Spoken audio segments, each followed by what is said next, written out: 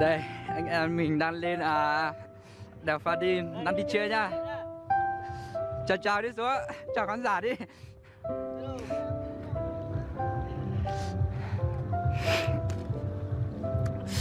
Toàn sương mù, không nhìn cái gì đây này. Hoa này.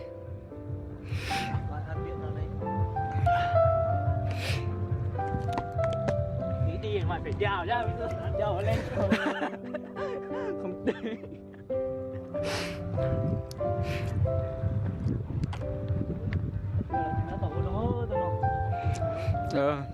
Đây này. Máy tầm bảng đây này, bạn đây này.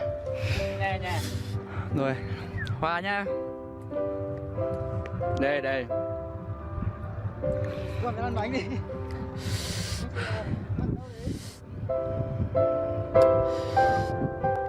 Ủa, hai cái bàn kia đâu? Bàn kia đâu? Đây, phải làm gì đấy? Đây, ôi.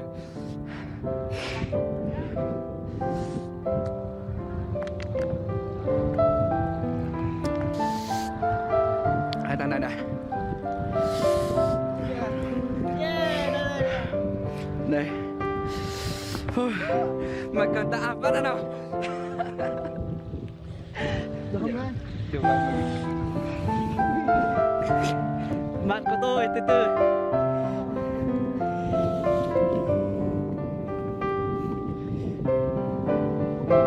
Lạnh lắm các bạn ơi. Đang run này. Bẩn quá. Này, thằng bạn này đi cả buổi không được ăn gì này.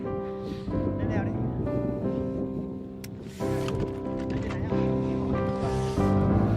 Đặt nước đặt. Ôi, trơn trượt.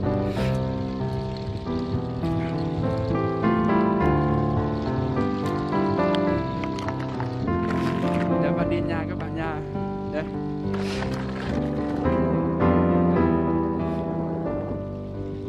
Rất là lạnh rồi. Cái thằng bạn đỡ nó đang đứng ở đây này.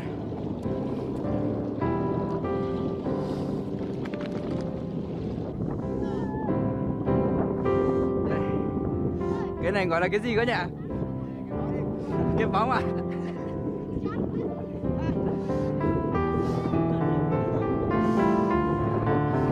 Ôi xuống, cái đâu nào?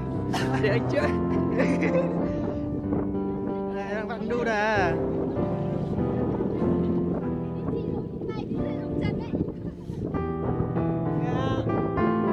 Hello. Đi nào Tom?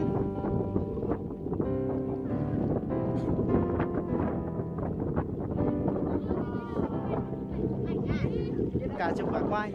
Chụp ảnh có đẹp không? Xem ạ. Này đẹp nhỉ? Này, bạn ơi, cho mình chụp ảnh đi. Bảo nó cho mình mượn chụp ảnh đi. Thôi, chỉ biết chụp thôi. Họ đang quay thì bảo đi. Cái này bạn có sửa được đẹp không? Ui. Xem mà có làm gì đâu. Đây, cho mượn chụp ảnh đi. Mày tưởng gì tao chưa có biết chưa? Tao biết. Chụp ảnh đẹp không? Không đẹp.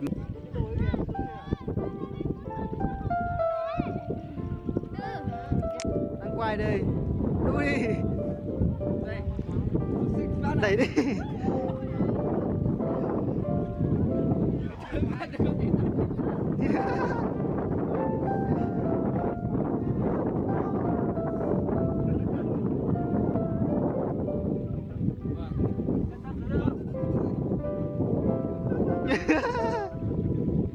Nè.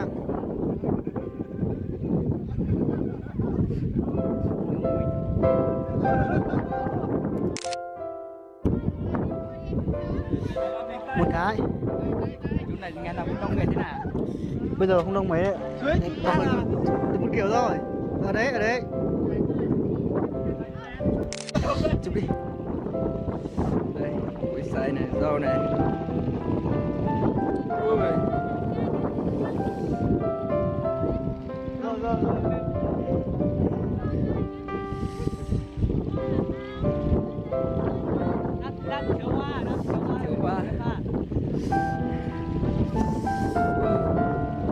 Lạnh quá.